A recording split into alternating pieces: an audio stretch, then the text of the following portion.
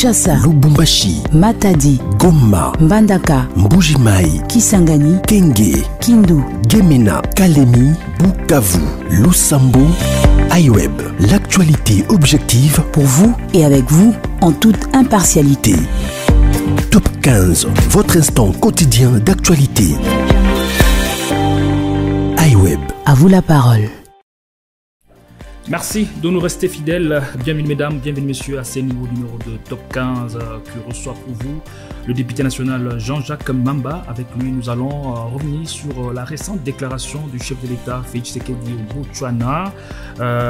D'abord, d'entrée de jeu, merci à l'honorable Jean-Jacques Mamba. Merci d'avoir accepté notre invitation. C'est un plaisir. Le chef de l'État s'en plaint de l'inefficacité et de l'inaction de la force régionale de l'EAC.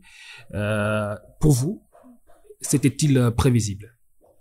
Bon, écoutez, moi j'ai eu l'impression, d'ailleurs j'en ai parlé longuement il y a quelques semaines, j'ai eu l'impression qu'il y avait une asymétrie entre les missions assignées à l'EAC et les résultats sur terrain, ou sinon on va dire le comportement de ses troupes sur terrain. Vous savez, à l'époque, le chef de l'État, lorsqu'il avait accordé une interview sur France 24, il était bien spécifié qu'elles allaient entrer par Bunagana et que les rebelles allaient être pris en étau au cas où ils résistaient. Mais bizarrement, ces troupes sont arrivées, elles sont entrées par une autre sortie et dès leur arrivée, elles se sont perdues en des déclarations qui étaient contraires à la mission qui leur avait été confiée, notamment celle de combattre le M23. En cas de résistance ou de non-respect du plan qui était établi à Luanda. Et donc, il y a eu beaucoup de déclarations, jusqu'à ce que je pense, la goutte qui a fait déborder le vase, c'est lorsque le président, quelques membres de ses forces, ainsi que le président kenyan, auraient dit qu'ils ne quitteraient la RDC que si nous arrivons à rétablir la paix lorsque le pays sera pacifié, comme si c'était une décision qui lui appartenait, ou comme si le Kenya était le seul pays représentatif de l'EAC. D'abord, ça violait la souveraineté, c'était des propos condescendants, et il faut quand même savoir que l'EAC est venu sur invitation du gouvernement congolais. Donc ce n'est pas à l'EAC de déterminer lorsqu'elle va partir. Elle a un mandat, elle avait un mandat de 3 mois, et je crois bien que le mandat va finir au mois de juin. Et donc, je ne vois pas comment des forces qui sont invitées pouvaient commencer comme ça, leurs représentants pouvaient commencer à s'exprimer comme si elles nous avaient été imposées. Alors, lorsque vous entendez qu'il y a eu des propos genre voilà, nous n'allons pas combattre le M23, alors que les accords de Luanda sont très clairs, en cas de refus de cantonnement, on devrait les contraindre par la force à se cantonner. Lorsqu'ils ont dit qu'ils n'allaient pas le faire, lorsqu'on a remarqué qu'il y avait une forme de proximité entre le M23 et ses forces, lorsqu'il s'est agi de refuser aux FARDC d'accéder au territoire qui était libéré entre guillemets par les rebelles du M23, alors qu'en réalité, ils se sont juste transformés en civils. Ils ont continué à gérer l'administration, mais nous n'avions pas accès à ces territoires. À partir de ce moment-là, moi, j'ai aussi commencé à réagir et j'ai même tweeté, je crois, le 26 avril pour dire que bon, écoutez, il faut que nous quittions nous suspendions notre participation à l'EAC. Ben, heureusement que le chef de l'État a eu aussi, a lu la situation de la même manière. Et je crois qu'aujourd'hui, les efforts sont orientés autrement. On va essayer de voir dans la mesure du possible, parce que nous en avons l'expérience avec les forces de la SADC, pour voir si elles peuvent, respecter le mandat, parce qu'il n'est pas question qu'on nous mette sur le même pied d'égalité que les rebelles. Nous ne sommes pas en train de négocier un pays où il y a une partie qui doit exiger à l'autre une autre partie. On ne négocie même pas avec les rebelles. Nous leur demandons de déposer des armes, et notre gouvernement est à pied d'œuvre pour continuer à appuyer l'armée, pour qu'elle soit d'autant plus dissuasive, pour empêcher ce genre de velléité sur le territoire national. On a remarqué une sorte de controverse entre les déclarations à l'emporte-pièce de la force régionale de l'EAC et la communication du gouvernement congolais. Et selon vous, tout était clairement défini dès le départ? Oui, tout était clairement défini, mais il y a eu une forme d'hypocrisie. On a l'impression qu'il y a une forme il y a une communauté nilotique qui peut expliquer la proximité du M23 avec les forces ougandaises, les forces kenyanes. Et on ne peut pas comprendre qu'au même moment, alors que depuis une vingtaine d'années, Kagame ne s'est jamais exprimé publiquement sur cette question en termes de terres, que subitement les forces en présence de l'EAC du M23 se renforcent. Le M23 mu en administration civile, là où il a déclaré avoir quitté les territoires. Cette mutation s'accompagne d'une forme de collaboration avec les forces de l'EAC dans la gestion des cités conquises auxquelles nous n'avions plus accès. Et donc voilà, tous ces faits-là ont interpellé, je crois, le chef de l'État, qui constate qu'il y avait une forme d'hypocrisie, d'autant plus que lorsqu'on remplacera le chef de cette force, on n'a même pas consulté la RDC. Donc, alors que la RDC est membre de l'EAC et que donc toute nomination devait requérir l'assentiment des différentes parties prenantes. Donc, tous ces faits-là réunis font penser à une forme de complot, une forme de solidarité tacite entre des rebelles qui ne sont pas sur le même pied d'égalité que le gouvernement et des forces de l'EAC qui sont en majorité nilotiques, qui ont dit clairement, sans rigoler, qu'elles ne peuvent pas combattre leurs frères. Alors, comment nous en sommes arrivés là? Est-ce que c'est par naïveté ou par un manque d'analyse préalable? Non, naïveté, c'est peut-être pas le terme, mais vous savez, nous avons un pays qui est très convoité. Et la plupart des pays qui nous entourent n'ont pas le potentiel que nous avons, encore moins les richesses que nous avons. Et donc, à partir de ce moment-là, c'est vrai que lorsque nous adhérons à l'EAC, c'est de bonne foi, parce que nous privilégions les aspects socio-économiques dans le cadre des échanges qui peuvent exister. Nous privilégions la solidarité et le bon voisinage.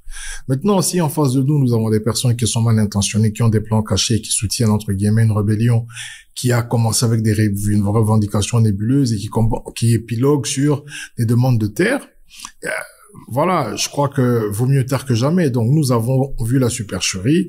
Certainement, on pourrait l'avoir plus tôt. Mais comme ils ont maintenant sorti leur vrai visage, il nous appartient, en tant que Congolais, le gouvernement ainsi que le président de la République, de prendre la posture qu'il faut pour bloquer toute forme de velléité allant dans le sens de remettre en cause l'intégrité territoriale de notre pays. Tout est désormais clair entre le chef de l'État Félix Tshisekedi et l'EAC, c'est la guerre, les relations se sont achoppées bien entendu, et là le chef de l'État a donné sa position pour le départ de cette force régionale de la République du Congo. Alors comment devra se faire le retrait de l'EAC? Est-ce que ce serait une mince affaire selon vous? Je l'espère. En tout cas, ils seront accompagnés tels qu'ils sont venus. Nous avons ouvert les frontières, ils sont arrivés, nous les avons accueillis et nous allons les réaccompagner. Nous ne sommes pas ingrats, ils sont venus pour nous assister. Mais je crois que les termes de référence n'ont pas été respectés. Et ce n'est pas la guerre entre le président de l'EAC, c'est simplement un pôle stratégique qui est différent. Parce qu'aujourd'hui, comme vous le savez, les enjeux sont tels que nous avons des élections. La situation sur le terrain n'a pas évolué. Le renforcement des capacités et des positions du M23 inquiète. Et donc, pendant que nous sommes en train de faire un travail de fond en termes d'exfiltration de tous ceux qui trahissent notre armée, mais en termes de réorganisation de celle-ci, il nous faudrait une force qui est vraiment auxiliaire, qui nous aide à contraindre le M23 à se cantonner et à revenir à la vie civile. Malheureusement, les forces de l'EAC n'ont pas rempli cet agenda et donc, je répète encore, ce n'est pas une guerre entre le président Félix et l'EAC. Est-ce que l'EAC l'entendra de cette oreille? Non, l'EAC est une organisation, elle ne peut pas s'imposer. Dès lors qu'elle a été invitée, on va la reconduire à la frontière, tout gentiment. Je veux dire, après, ce serait une invasion internationale si, après que son mandat soit fini et que le gouvernement ait décidé de notifier à l'EAC qu'elle doit quitter le territoire, qu'elle refuse de partir. Ce serait une invasion internationale et là on entrerait directement dans un état de guerre. Et je ne pense pas que tous ces états responsables, parce que c'est quand même fait sous la supervision des Nations Unies et de la MONUSCO, donc je ne pense pas que plusieurs États peuvent décider comme ça de s'imposer dans un pays si ce dernier ne leur notifie dûment son intention de se séparer d'eux. L'EAC part et la SADC débarque. Est-ce vous êtes l'une des deux voix fortes de l'Assemblée nationale et vous criez, vous êtes favorable à la mise à contribution de forces armées de la République du Congo. Et là maintenant, après le jeu auquel nous avons été livrés par la manigance de l'EAC, il y a maintenant la force de la SADC qui arrive. Est-ce que pensez-vous nous en sortir facilement ou encore au bout de... Non, la solution idoine, c'est une solution qui mettra en exergue les capacités de nos forces armées. Mais nous sommes dans une période transitoire où nous devons reconstruire et réorganiser cette armée et ce n'est pas un travail que nous pouvons faire en 5, 6, 7 mois. Cette armée a besoin d'un vrai nettoyage, mais aussi un renforcement de capacité. Et donc, nous sommes dans un processus qui peut nous prendre 2-3 ans. Mais nous avons des obligations de protéger nos concitoyens. Et donc, parce que ces obligations existent, c'est le pouvoir régalien du président de la République, c'est que nous devons alors trouver des solutions alternatives et demander des forces en appui pour régler un problème qui est présent. C'est-à-dire que la présence du M23 est une présence qui dérange. C'est une présence qui fait mal à nos populations. Nous avons encore beaucoup de déplacés de guerre, nous avons les EDF, nous avons le M23. Ce sont des problèmes, mais comme notre armée ne sait pas faire face à ces difficultés, en attendant qu'elle se reconstruise et qu'elle se réorganise, il nous faut des vrais alliés. Et je pense que la SADC nous a accompagnés plus d'une fois et nous avons toujours été satisfaits. Autant dans le cas de la SADC, lorsque la mission était finie, ils sont partis sans problème. Autant lorsqu'ils exécutaient leur mission, ils l'ont exécutée avec bravoure et sincérité. Ce qui n'est pas le cas avec l'EAC, qui est venu ici en tourisme.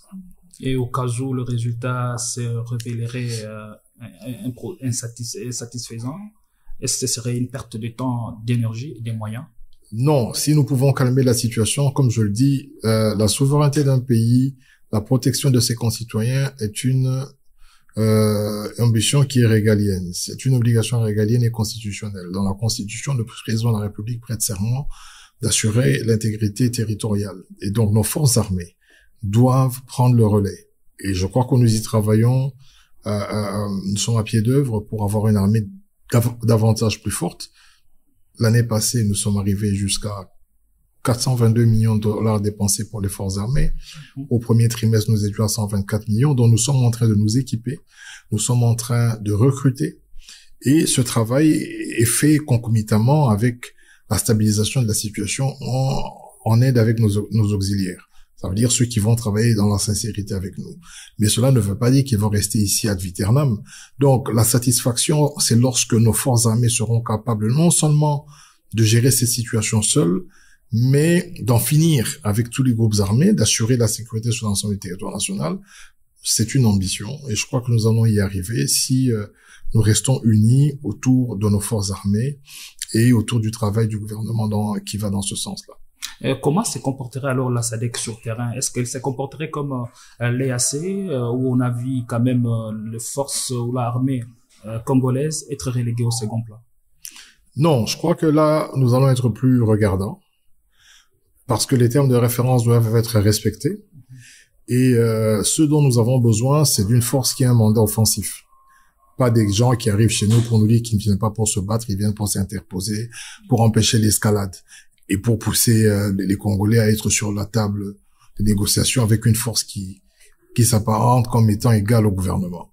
Donc ici, il faudra que les termes de référence soient très bien définis et que le mandat soit défini aussi. Ça veut dire que là, maintenant, nous allons entrer dans une phase où si le M23 ne veut pas se cantonner, nous devons attaquer.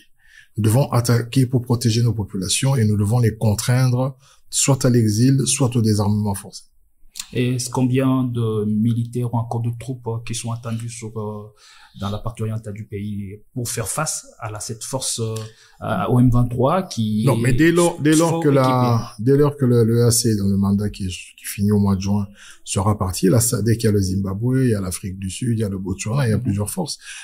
C'est un peu prématuré pour moi de vous le dire parce que je ne suis pas dans les secrets du Dieu, mais je sais que lorsqu'on parle de la SADC, on parle de l'Afrique australe, la Namibie aussi également, et donc on verra comment tout cela sera mis en place. Sachez aussi que ça demande des moyens, et je crois que dans l'entretemps des discussions, il faut que nous continuions à veiller à ce que le M23 ne continue pas à se progresser ou à prendre ou à s'enraciner en restant autour des pôles stratégiques comme Rutshuru, Kiwanja, Kinshasa et ainsi de suite.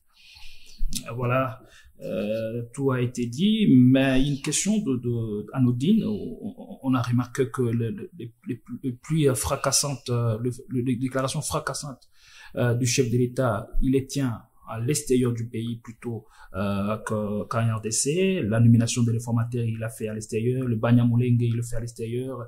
Le niveau des enseignants congolais, il le fait à l'extérieur. Et pourquoi toujours des déclarations accordées aux médias étrangers que le faire avec peut-être la presse locale? J'aimerais bien répondre à cette question. Malheureusement, je ne suis pas en mesure de le faire parce qu'il a des raisons qui sont siennes, que je ne vais même pas commenter d'ailleurs. Une chose est certaine, c'est que j'épouse ce qu'il l'a dit, parce que je l'ai dit aussi avant, et je le pense, que nous devons suspendre notre participation à l'EAC, qui même sur le plan socio-économique ne nous rapporte rien. Et le comportement affiché par ces troupes nous laisse penser qu'il y a un complot autour de l'intégrité territoriale de notre pays. Donc je rejoins ce qu'il a dit, je le pense aussi.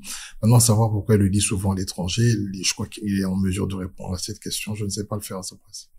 Sommes-nous en droit de conclure ici que la SADC est à même de ramener la paix, restaurer la paix dans cette partie Est à 6 mois des élections? Ce n'est pas une mission de la SADC. La SADC viendra en appui au FARDC. C'est notre responsabilité. Il ne faut pas oublier que nous sommes un pays souverain et que nous avons investi un gouvernement qui a comme responsabilité de sécuriser l'ensemble du territoire national. Ce que nous sollicitons auprès des amis, entre guillemets, dans le cadre des partenariats bilatéraux ou régionaux, c'est un appui pour réaliser cette mission parce que nous sommes en sous-capacité organisationnelle, en sous-capacité logistique, et nous avons quand même un pays qui est continent. Donc, comme c'est une guerre asymétrique et que le M23 est dans les collines et ainsi de suite, donc il faut absolument, et surtout que ce n'est pas la seule rébellion à laquelle nous faisons face, nous avons des poches d'insécurité créées par les IDF et certains autres groupes armés, nous avons besoin d'assistance pendant cette période transitionnelle de réorganisation de notre armée. Mais il n'est pas question de commencer à se dire que telle force viendra finir un problème, que telle autre force viendra pas nous aider, mais si elle arrive, le M23 sera défait. C'est d'abord notre responsabilité, mais en appui logistique, en appui organisationnel et en appui stratégique de nos FARDC, nous sollicitons des partenariats pour arriver à le faire plus facilement et notamment pour répondre à cette question, obtenir que les élections se passent de manière pacifiée sur l'ensemble du territoire national. Honorable Jean-Jacques Mamba, votre dernier mot. Écoutez, c'est un plaisir de participer à votre émission, donc je pense qu'il faudrait en ce moment que tous les Congolais se mettent autour d'un seul idéal, parce que c'est notre pays qui est menacé, il n'y a pas d'opposition, il n'y a pas de majorité, tous ceux qui dorment à la belle étoile, qui sont tués jour et nuit, n'ont pas de famille politique, c'est le sang congolais qui coule, et au-delà de nos divergences qui peuvent être normales, parce que dans le cadre d'une démocratie, on n'est pas tous obligés d'être d'accord, mais s'il y a quelque chose qui pourrait nous mettre d'accord, c'est que notre pays doit rester un et indivis, et autour de cet idéal, j'invite aussi les amis de l'opposition de rejoindre cet idéal, et de communiquer dans le sens de protéger l'intégrité territoriale, indépendamment des divergences qui peuvent exister. Ce qui nous unit est plus fort que ce qui nous divise. Vous avez suivi le dernier mot de l'honorable Jean-Jacques Mamba. Ce numéro du Top 15 arrive à sa fin. Je vous retrouve dans un autre numéro avec la même dose de plaisir. Entre-temps, restez-nous fidèles et l'actualité reste en continu sur votre portail numérique www.iwebrdcongo.com. Merci. Merci pour votre aimable attention. À très bientôt pour un prochain numéro de Top 15.